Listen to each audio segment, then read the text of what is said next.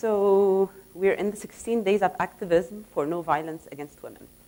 Now, activists around the world are speaking in these 16 days particularly to address different kinds of violence, right? And then we have other people saying that the 16 days are too much. Why do we need 16 days to speak up about violence? And actually, we do need the 16 days because we've been silenced for so long. And I'm from Egypt. This is a society that works on silencing women about everything. So women are not allowed to talk about what they want or need, and more importantly, they're not allowed to talk about the violations of their own bodies.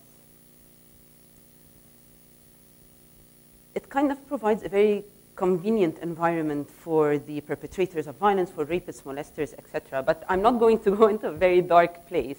I'm going to tell you a story, and several stories actually. And I'm going to share with you why I arrived at where I am today, which is working for an organization that works for violence against women.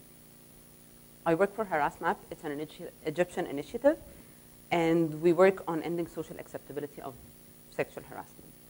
So my story begins when I was 14 years old, and I was sexually molested by my teacher for about 2 years in a row, like just on and off. And basically, the problem is not the sexual molestation. The problem is that I didn't know what's going on. And the reason I didn't know is because nobody ever taught us. As a teenage girl living in Egypt, nobody ever teaches us about these things. And it creates a lot of fear of the unknown, as some of the speakers said today. And the unknown here is that if you speak, as a teenage girl, if you speak about that, you don't know what's going to happen to you, because you can get in a lot of problems. You don't know if it's your fault in any way, and so you end up being silent about it. And that's exactly what I've done. I was silent about it for like 3-4 years until I went to college and started studying sociology and started realizing what was going on. What had happened to me a few years before. And it's a bit frustrating because somebody has gotten away with something really bad, and then the person begins to think, how can I at least prevent that from happening again? Or like, you know, at least work on the issue. So I started exploring several venues, and I thought the law was one of them to kind of break the silence. It's a mechanism to use to break the silence. And I decided to study law, and I went from Egypt to London to South Africa, studying violence against women in the law. And throughout this experience, I met a lot of women who, like myself, have blocked out an experience of violence for a year or 2 or 10 or 20, and then they realized that I would like some justice. And they went to the court, so they kind of resorted to the law. But it didn't work. And the reason it didn't work is because, just like society, the law and everybody working in the law, starting from judges to lawyers to prosecutors, they're all cultural subjects, and they're all socialized with this masculinity. So basically, we go to court, and women are just not believed. So women are perceived as these emotional beings who cannot distinguish between fact and feeling. So, we don't. The word of a woman and the word of a man are completely unequal.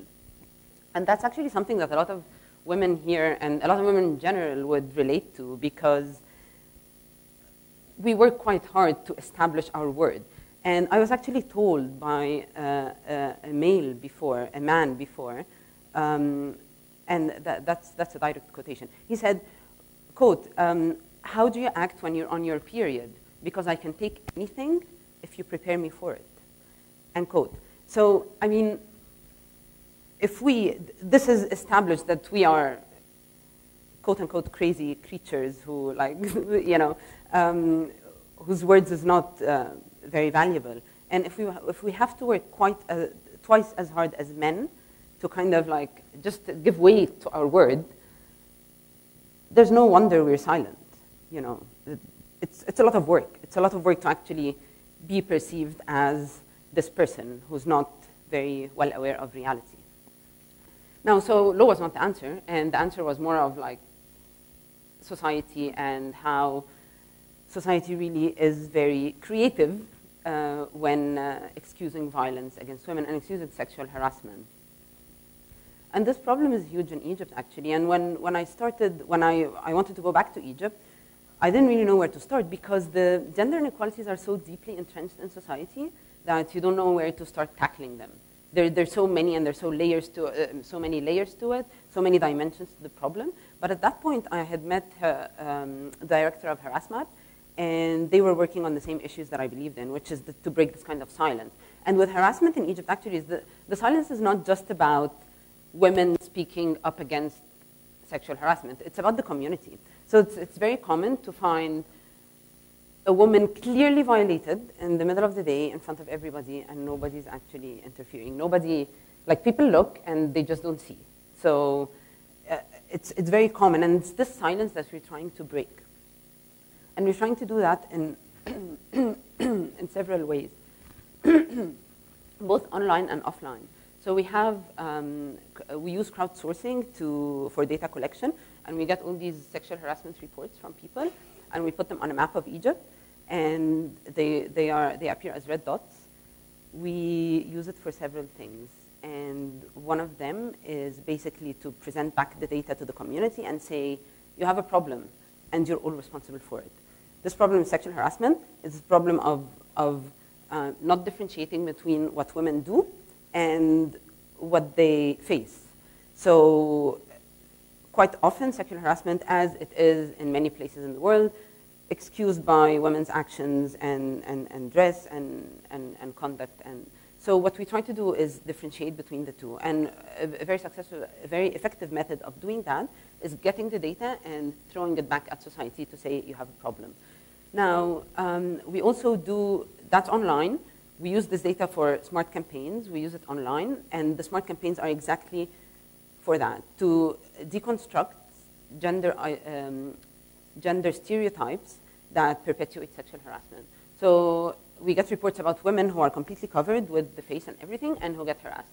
So when we get the excuses of, well, you know, you can't dress like that and not expect to be harassed, we put this data forward and we say, no, actually, all women get harassed. And then when we get the excuse of, well, you know, sexual frustration, we get the reports of 7-year-old boys who are harassers, very bad ones, and then we say it's actually not about sexual frustration because a 7-year-old is harassing. So we use this online, but we also go offline, and we have 1,200 volunteers around the country, and what they do is they go out in their communities and they speak to bystanders. These are people who spend a lot of time on the street, which means that they witness a lot of harassment. So it is up to them to kind of break the silence or continue on with the silence. We also have what we call a safe area, and when a specific area that we work with, it's starting to create this environment that is not tolerant of harassment, it becomes a safe area. So our work is basically linking both online and offline and creating safe zones. And our vision, basically, for Egypt, which I don't know how long it will take us, but basically it's to create Egypt as a safe zone. And a safe zone is not a zone where sexual harassment doesn't happen, but it's a zone that has zero tolerance for sexual harassment. It is basically to break the silence that we've been tolerating for quite a while. So, thank you.